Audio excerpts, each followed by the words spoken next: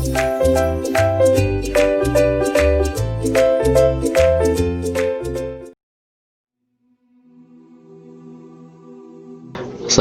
warahmatullahi wabarakatuh. Kita akan membahas tentang materi listrik statis. Di sini ada 6 komponen dari listrik statis, yakni gaya elektrostatis atau gaya Coulomb, kemudian medan listrik dan kuat medan listrik, hukum Gauss, potensial listrik, energi potensial listrik, dan kapasitor. Pada kesempatan ini kita akan coba membahas 5 dari 6 itu, dimana untuk kapasitor akan dibahas di pertemuan selanjutnya. Yang pertama, gaya elektrostatis atau gaya Coulomb. Prasyarat materi ini ialah kita tahu tentang muatan sejenis dan muatan tidak sejenis. Untuk muatan sejenis, jika didekatkan maka akan menimbulkan gaya yang tolak menolak. Misalnya muatan positif dengan positif, negatif dengan negatif. Kemudian muatan yang tidak sejenis, gaya atau interaksi yang ditimbulkannya ialah gaya tarik-menarik. Misalnya muatan negatif didekatkan dengan muatan positif, maka keduanya akan memberikan sifat gaya yang tarik-menarik. Persamaan gaya Coulomb sendiri ialah, bisa dilihat di sini, F atau gaya itu sendiri adalah K dikali Q1 dikali Q2 dibagi dengan R kuadrat, di mana F itu sendiri adalah gaya Coulomb, satuannya Newton. Q adalah muatan listrik, satuannya Coulomb. R adalah jarak antara kedua muatan, jarak pisah antara kedua muatan. Kemudian K itu sendiri adalah konstanta yang didapatkan dari persamaan 1/4pi kali epsilon 0, di mana epsilon 0 itu ialah permitivitas listrik di dalam ruang hampa udara. Untuk mendapatkan nilai K bisa dilihat di note yang ada di sebelah kanan bawah. Selanjutnya kita masuk ke contoh soal. Dua buah benda masing-masing bermuatan listrik 6 mikrocoulomb. Ini muatan positif. Kemudian yang kedua ialah minus 8 mikrocoulomb. Ini muatan negatif. Terpisah sejauh 2 cm. Ini cm perlu dirubah ke meter. Berapakah gaya Coulomb antara kedua benda itu, dan tentukan jenis gayanya. Kita bahas. Yang pertama diketahui ialah Q1 6 mikrocoulomb. Mikro itu 10 pangkat min 6, jadi 6 kali 10 pangkat min 6 coulomb. Kemudian Q2 nya min 8 mikrocoulomb, jadi min 8 kali 10 pangkat min 6. Jarak pisahnya 2 cm, berarti 2 dikali 10 pangkat min 2 meter. Dan konstantanya ini sudah tetapan 9 kali 10 pangkat 9 Newton meter kuadrat per C kuadrat. Ditanyakan F. Nah, langsung saja dari persamaan tadi, F adalah atau sama dengan K kali Q1 kali Q2 per R kuadrat. Kita masukkan nilai K 9 kali 10 pangkat 9. Q1 nya 6 kali 10 pangkat min 6. Kemudian Q2 nya adalah min 8 kali 10 pangkat min 5 min 6, maaf. Kemudian R nya adalah 2 kali 10 pangkat min 2 kuadrat. Nah, di sini kalau kita lihat hasilnya adalah 101 kali 10 pangkat 1 Newton atau 1,08 kali 10 pangkat 3 Newton. Nah, itu ada tanda negatif. Ada beberapa literatur yang mengatakan bahwa tanda negatif ini sifatnya itu ialah tarik menarik. Kalau hasilnya positif maka dia akan tolak menolak. Tapi ada juga literatur yang mengatakan tanda positif atau negatif itu hanya sebagai tanda saja untuk menunjukkan interaksinya. Kalau dia positif dengan negatif maka dia itu tarik menarik, atau sebaliknya negatif dengan positif juga tarik menarik. Tapi kalau positif dengan positif atau negatif dengan negatif dia tolak menolak. Nah, hubungan ini juga bisa dinyatakan dengan hubungan perkalian seperti ini. Kalau negatif dengan negatif kan kalau dikali positif jadinya, sehingga dia juga termasuk interaksi yang tolak menolak kalau hasilnya positif. Adapun kalau hasilnya negatif seperti ini, maka dipandang interaksinya ialah tarik menarik. Nah, berapa besar gayanya? Yang negatifnya nggak dipakai, adalah 1,08 kali 10 pangkat 3 Newton. Kita lanjut. Medan listrik. Nah, medan listrik adalah daerah di mana gaya listrik masih terjadi, atau daerah yang masih dipengaruhi oleh gaya listrik. Nah, jadi medan itulah daerah. Sedangkan kuat medan listrik ialah gaya tiap satuan muatan positif. Gaya itu kan F, muatan positif adalah Q. Jadi kuat medan atau simbolnya E itulah F per Q. Nah, bisa lihat di sini. Kalau kita turunkan, F tadi ialah K dikali Q1 kali Q2 per R kuadrat dibagi dengan Q. Jadi Q-nya hilang 1, maka menjadilah dia E sama dengan K dikali Q per R kuadrat. Nah, gaya dan kuat medan itu merupakan besaran vektor. Maka dia akan berlaku hukum-hukum penjumlahan vektor. Di sini keterangannya, E adalah besar kuat medan listrik, satuannya Newton per Coulomb. Q adalah muatan sumber, R adalah jarak muatan uji terhadap muatan sumber ini, satuannya meter. Tadi sudah dibahaskan hubungan antara kuat medan dengan gaya Coulomb. Sesuai dengan definisi, kuat medan ialah gaya per satuan muatan positif. Hubungan antara kuat medan dengan potensial ialah kuat medan itu merupakan potensial dibagi dengan jarak. Ada beberapa catatan di sini. Gaya dan kuat medan adalah besaran vektor. Ingat ya, gaya dan kuat medan adalah besaran vektor. Kemudian jika muatan positif, maka gaya dan kuat medan searah. Jika muatan negatif, maka gaya dan kuat medan berlawanan arah. Ini sepertinya kita bahas yang tadi ya, yang ketika hasilnya negatif, maka dia muatannya berlawanan arah atau tolak menolak dan tarik menarik. Prinsipnya seperti tadi. Next, kita punya ketentuan atau perjanjian atau kesepakatan tentang arah kuat medan listrik. Karena kita tahu kan muatan listrik itu ada dua, yang kita gunakan di sini ialah muatan listrik positif dan muatan listrik negatif. Arahnya ialah yang pertama, garis medan itu akan menjauhi muatan positif. Kemudian garis medan akan mendekati muatan negatif.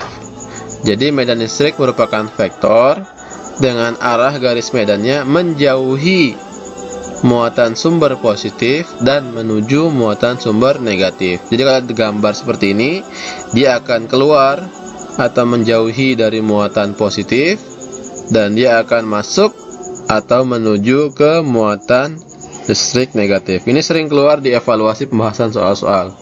Misalnya di sini ada gambar, ada muatan positif, di sebelah kanan muatan negatif, maka arah garis medannya kemana? Ke kanan atau ke kiri?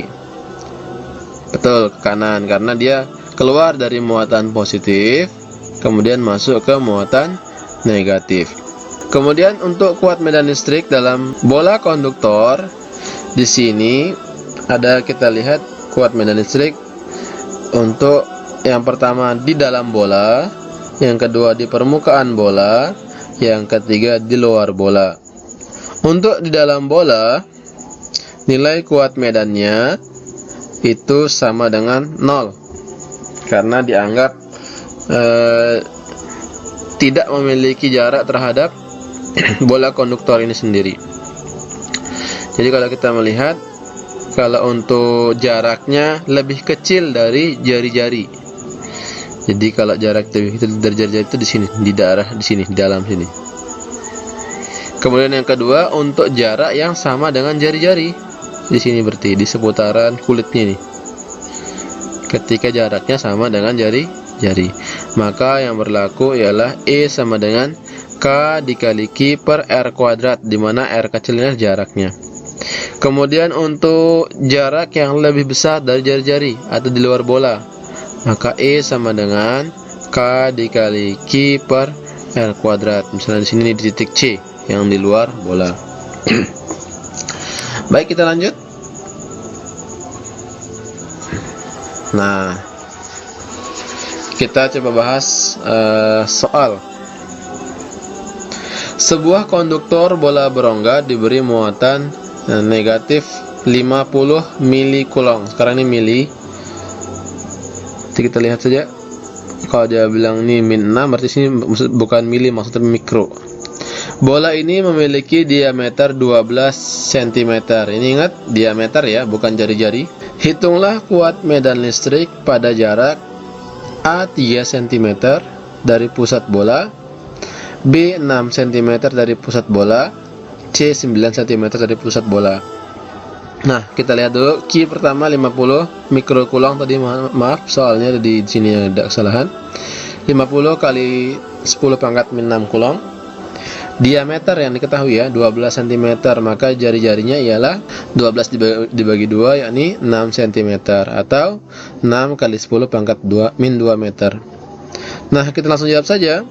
Jari-jarinya 6 cm, sementara yang A itu ialah 3 cm.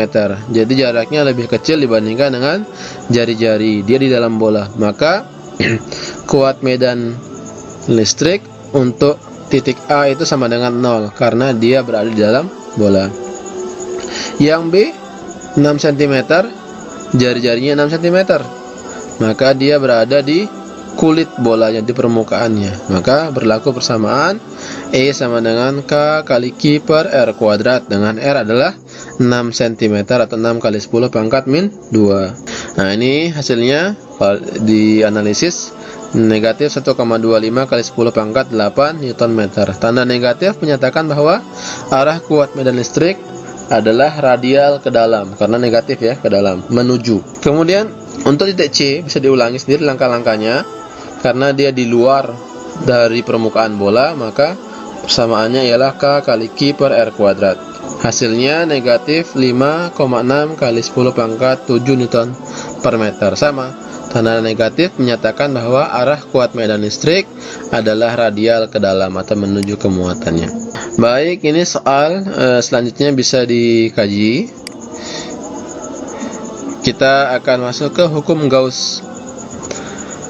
Hukum Gauss menyatakan flux listrik total yang menembus suatu permukaan tertutup sama dengan jumlah aljabar dari muatan-muatan listrik yang dilingkupi oleh permukaan tertutup tersebut dibagi dengan permitivitas udara epsilon 0. Jadi flux itu adalah sigma Q per E0 epsilon 0, atau flux bisa kita nyatakan F sama dengan E dikali A. E tadi kuat medan, A itu luas permukaan dikali dengan cos theta. Flux inilah jumlah garis yang melewati suatu bidang permukaan. E itu sendiri adalah kuat medan listrik, A luas permukaan. Ini flux ini yang ini ya, dimaksud dengan flux yang ini. Flux yang ini, bukan F gaya. Jadi ini flux yang ini. Simbolnya bulat, kemudian ada garis vertikal. Kalau ada garis horizontal, theta adalah sudut antara E dengan A. Kuat medan listrik dengan A itu ialah bukan luas permukaan ya. Antara A itu garis normal luasan. Atau flux juga bisa diambil dari jumlah muatan per epsilon 0. Contoh soalnya, sebuah muatan listrik, ini Q, muatan listrik 1,8 mikrokulong. Berarti Q-nya adalah 1,8 kali 10 pangkat minus 6. Terletak di tengah-tengah sebuah kubus berjari-jari 55 cm. R-nya 55 cm. Hitung flux listrik yang menembus permukaan tersebut. Nah, yang diketahui ini adalah muatan, kemudian epsilon 0 itu kan sudah ada ketetapan 8,85 kali 10 pangkat min 12. Jadi fluxnya langsung bisa didapatkan 1,8 kali 10 pangkat min 6 dibagi dengan 8,85 kali 10 pangkat min 12. Hasilnya 2,034 kali 10 pangkat 5. Satuannya Newton meter kuadrat per C. Jadi ingat, epsilon 0 itu adalah ketetapan. Kita lanjut ke materi. Sudah kita bahas tentang gaya dan kuat medan. Sekarang kita akan bahas ke potensial listrik. Ingat, potensial listrik itu merupakan besaran skalar yang persamaannya ialah V sama dengan K dikali Q per R. Ini mirip-mirip semua. Kalau tadi F sama dengan atau gaya K dikali Q1 kali Q2 per R kuadrat. Kalau kuat medan, E itu adalah K dikali Q per R kuadrat.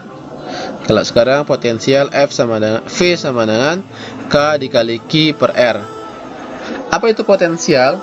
Potensial listrik secara definisi ialah usaha untuk memindahkan muatan listrik 1 kulong dari titik tak berhingga ke titik tertentu. Nah, di sini ada 3 buah muatan. Q1 muatannya positif, Q2 muatannya positif, dan Q3 muatan positif. Titik yang diuji nanti adalah titik P yang ditanyakan. Nah, potensial listrik di titik P yang ditimbulkan oleh 3 muatan sumber yang ini, Q1, Q2, dan Q3 ditulis. Nah, VP potensial titik P itu sama dengan jumlah dari V1 tambah V2 tambah V3. Karena ini besaran skalar, maka dia langsung dijumlahkan semuanya dengan tanda positif dan negatif. Ini bukan menyatakan untuk interaksi muatan tarik menarik atau tolak menolak, tapi dia adalah bagian dari nilai. Artinya positif negatifnya dilibatkan dalam perhitungan. V1 nya adalah K kali Q1 per R1, V2 nya K kali Q2 per R2, V3 nya adalah K kali Q3 per R3. Ini bukan R kuadrat ya, tapi R3. Nah, adapun potensial dalam bola berongga, bila konduktor bola berongga diberi muatan listrik, maka pada muatan konduktor bola berongga akan menyebar di permukaan bola, sedangkan di dalam bola tidak ada muatan. Artinya kita akan lihat di pembahasan berikut seperti kuat medan. Potensial listrik di dalam bola konduktor untuk jarak yang lebih kecil dari jari-jari, maka potensialnya ialah K dikali Q per R. R ini adalah jari-jarinya. Untuk jarak yang sama dengan jari-jari atau di permukaan bola, potensialnya adalah K dikali Q per R. R adalah jari-jari. Jadi sama.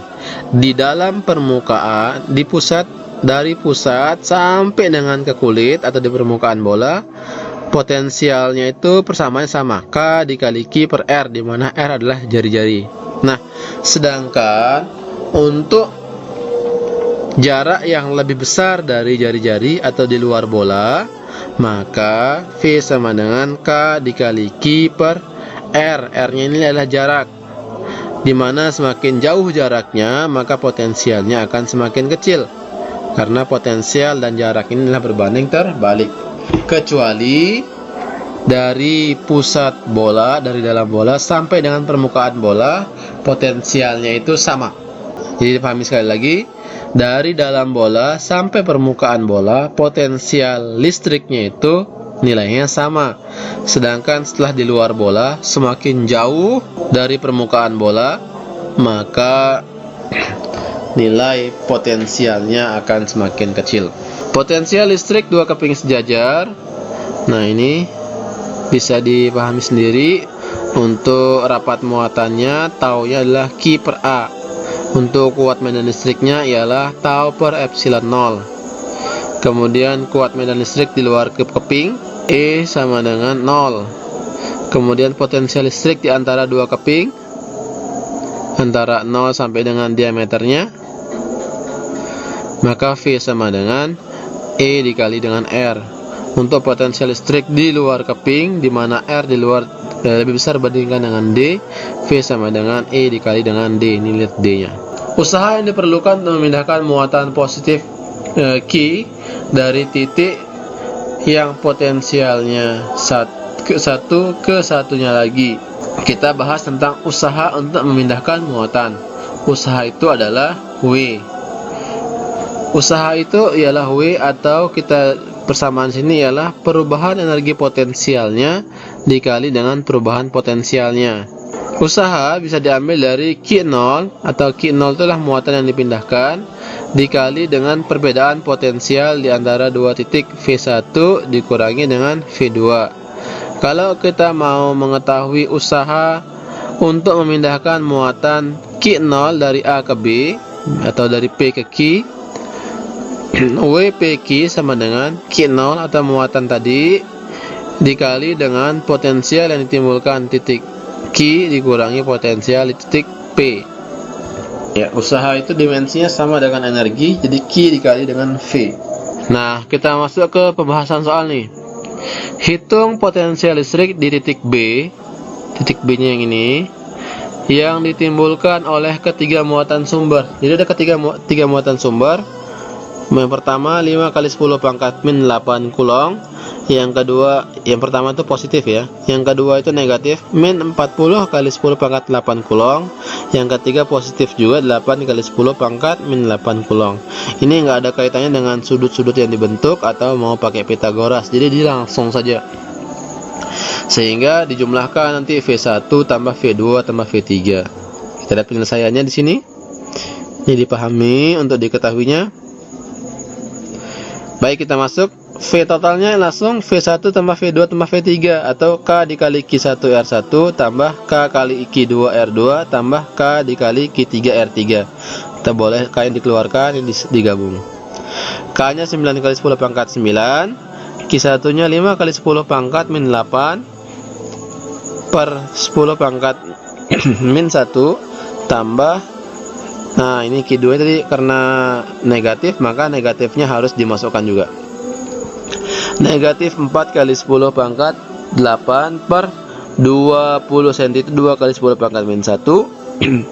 Kemudian Q3 nya 8 kali 10 pangkat min 8 dibagi 10 pangkat min 1. Silakan dioperasikan yang di dalam, disamakan penyebutnya. Kemudian setelah itu hasilnya akan dikalikan dengan 9 kali 10 pangkat 9, sehingga hasilnya ialah negatif 63 dikali 10 pangkat 2 volt atau negatif 6300 volt. Ini tanda negatifnya merupakan nilai, bukan arah. Tadi bilangnya tarik menarik atau mutlak menolak, karena potensial ini adalah besaran skalar. Baik, terakhir energi potensial listrik.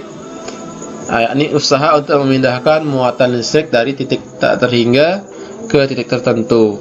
Energi potensial persamaannya mirip sepertiga ya, yakni K dikali Q1 kali Q2, tapi R-nya nggak R kuadrat, tapi R saja. Nah, hubungan antara energi potensial dan kuat medan, ini kuat medan. Jadi kuat medan sama dengan Q dikali V, di mana V sama dengan kuat medan dikalikan dengan R. Baik, demikian dulu materinya, karena untuk materi kapasitor kita akan bahas di pertemuan selanjutnya. Semoga bermanfaat. Assalamualaikum warahmatullahi wabarakatuh.